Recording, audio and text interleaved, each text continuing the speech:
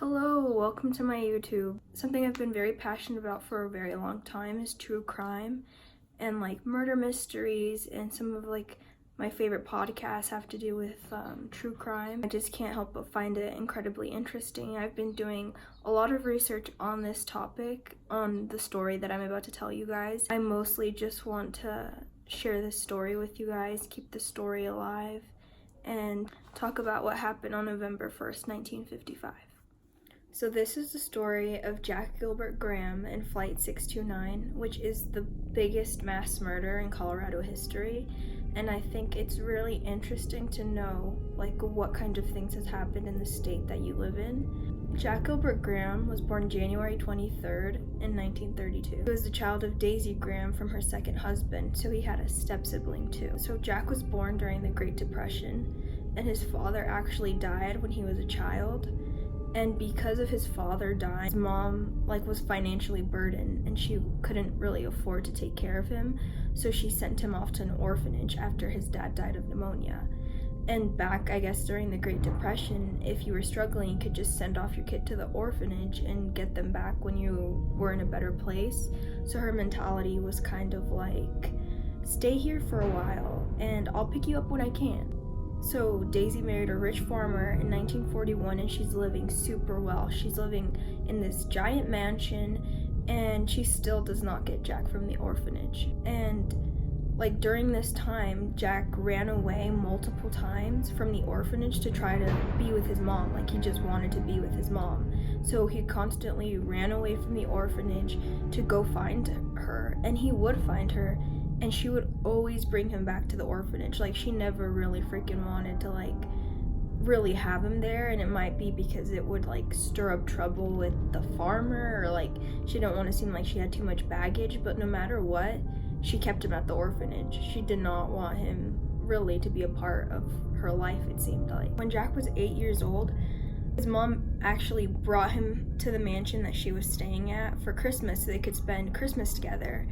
And Jack really thought that this was gonna be it, he wasn't gonna have to go to the orphanage anymore, that he was gonna stay with his mom finally, because she was living in this giant mansion and she was well set off. And he really thought this also because for Christmas, she got him a pony. So why would you get someone a pony and it's not gonna be permanent, you know?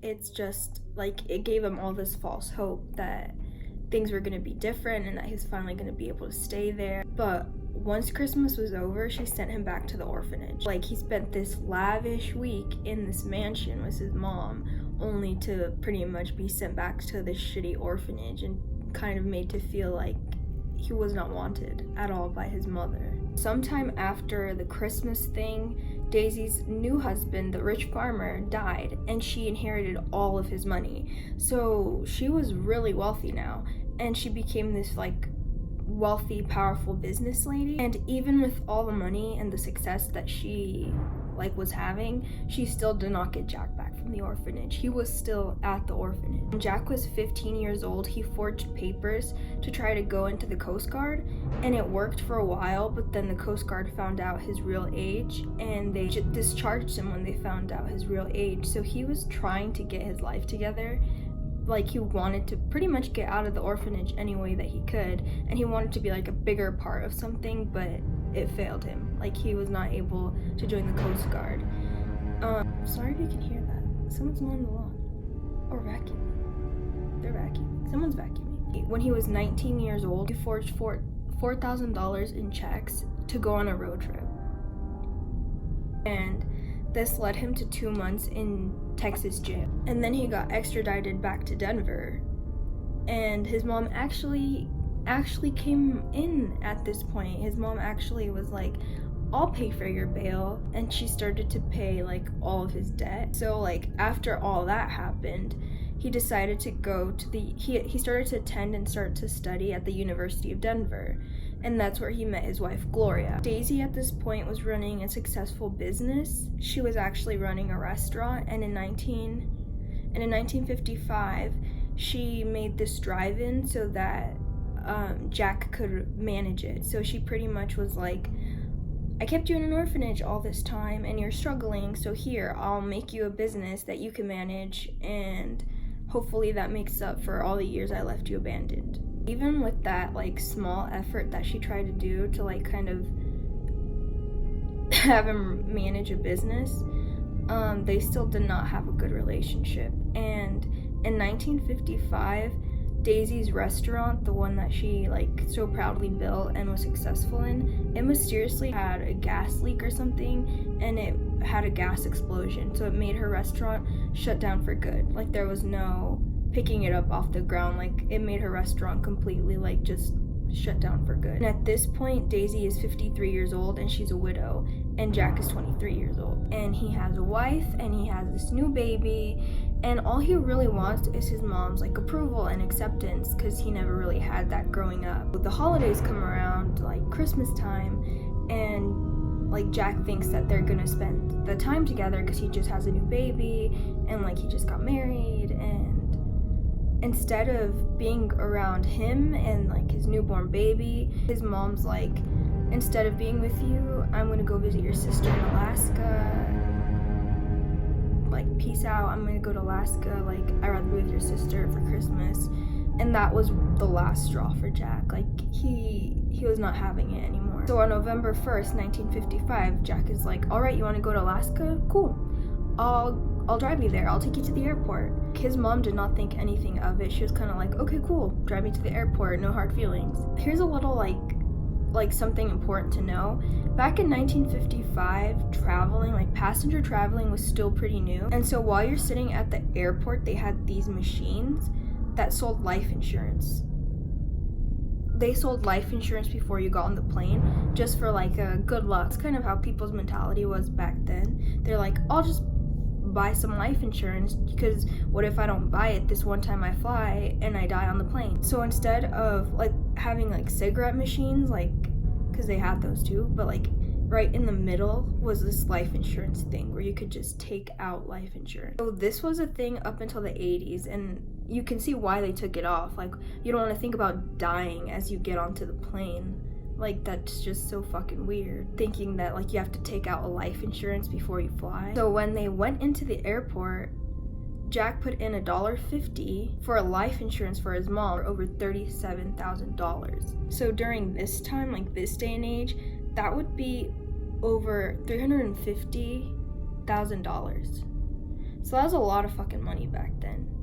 And it wasn't weird that he took out a life insurance policy on his mom before she went, because they were there, like you're supposed to use them, and everyone did it. No one really thought twice about it. So before Daisy went off on her flight, Jack told her, hey, I left you a surprise in your suitcase. Where he put the gift, he put a bundle of dynamite and pretty much an explosive in her suitcase. Less than an hour after the flight took off, that United Airlines flight became the first confirmed sabotage of a commercial air flight in the United States. It exploded in mid-air, and if you've seen Breaking Bad, you know that scene where like the two planes crash into each other and there's just like seats coming, like falling down, debris, like there was a bunch of that stuff. So it happened, it crashed over Longmont, and there's reports of people seeing like just airline like seats in their lawn and pieces of just debris falling everywhere, and there was still like people in the seats, like strapped onto the seats, that had just fallen down. The plane crashed in farmland and sugar beet fields in Longmont, and Daisy and the 43 other passengers on that plane all died. Not one survivor.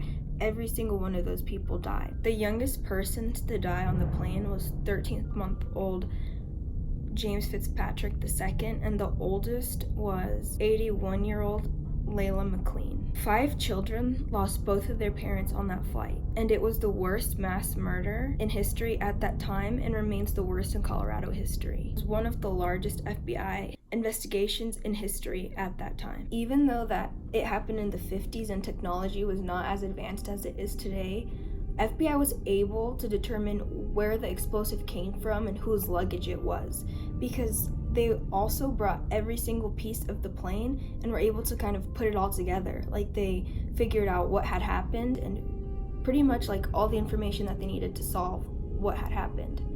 So they started looking into Daisy's family and saw that Jack already had a criminal record for forging checks. They also saw that Daisy's restaurant mysteriously had exploded that same year, and Jack had inherited all the insurance money after that had happened.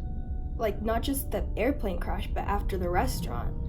And locals that lived by Jack suspected that he was behind his truck being struck by a train. The FBI was also able to find out that if Daisy died, a large part of her estate would go to Jack. So that gave him motive to pretty much do all this stuff. So after a few days of the FBI questioning Jack, he finally confessed and said, "Okay, where do you want me to start?" And then in great detail, he explained how he built the bomb and how he planted the bomb and what his reasonings for doing it were. To make the bomb, he used 25 sticks of dynamite, a 6-volt battery, 2 electric primer caps, and a timer that would go off in 90 minutes. So he wanted the bomb to go off as she was up in the air. I read in an article that he had planned it so that the bomb would go off as they were going over the mountains so that they wouldn't be able to get all of the evidence and stuff like that, but that there was a 30-minute delay on her plane,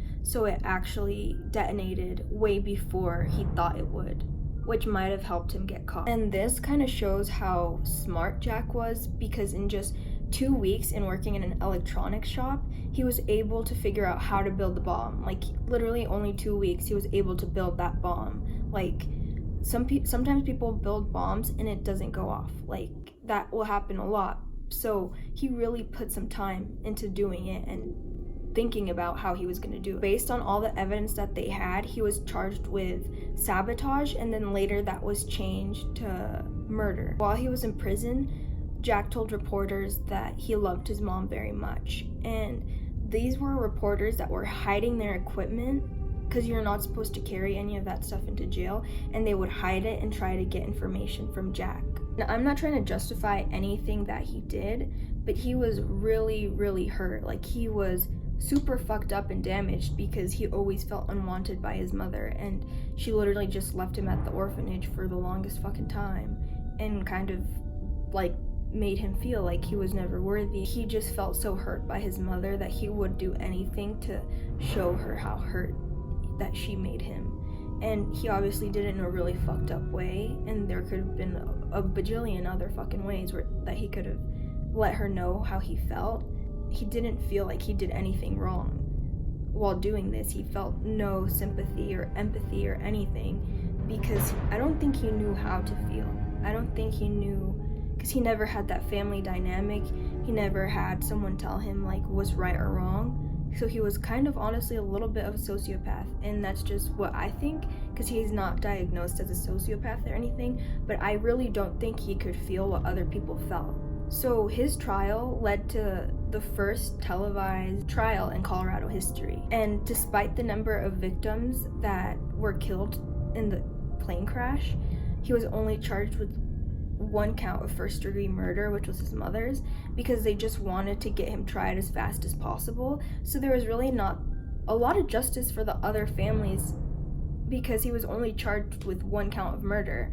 Even though he murdered 43 other people, he was only charged with his mother because they just wanted to get him in the system. They wanted him to plead guilty, and they just wanted him to be in jail already. And on May 5th, 1956, he was sentenced to death.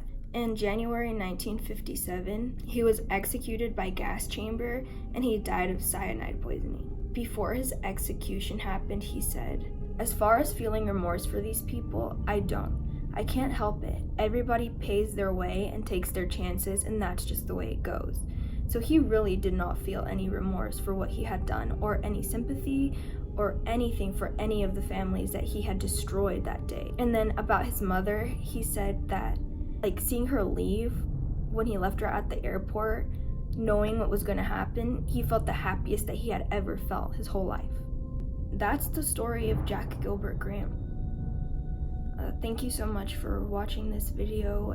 Let me know if you liked it. I really would like to do more of these because I love crime. I love true crime. I love reading about it, I love knowing about it, and I loved researching this. So if it's also something that you guys would want to see more of, just let me know.